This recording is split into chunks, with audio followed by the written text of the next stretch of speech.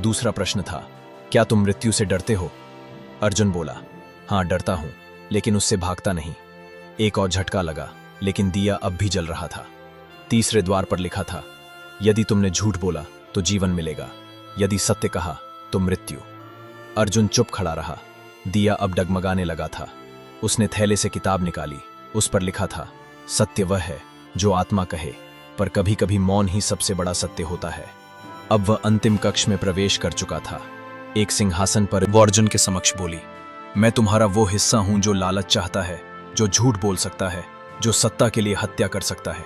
यदि तुम मुझसे लड़ोगे तो मर जाओगे, अगर मुझे स्वीकार करोगे तो राजा बन जाओगे। अब अर्जुन के पास दो विकल्प थे, या तो अपनी आत्मा से युद्ध या आत्मसमर्पण। उसने मूठहीन तलवार उठाई और बोला, मैं खुद से लड़ूंगा, लेकिन कभी झूठ से हाथ नहीं मिलाऊंगा। एक भयानक युद्ध हुआ। उस तलवार से जो केवल सत्य की धार से चलती थी। कत नहीं बहा, पर पसीना, आत्मसंघर्ष का। अंत में छाया हंसते हुए बोली, तू जीत गया, क्योंकि तूने खुद को हराया। सिंहद्वार की दीवारें ढह गईं। अर्जुन बाहर निकला। सूरज की पहली किरण उसके माथे पर पड़ी। राजा विक्रमदेव ने उसे देख कहा, तू अब अर्जुन नहीं, राजा आत्मविजयी है। पूरी वीडियो देखना हो तो नीचे क्लिक करिए।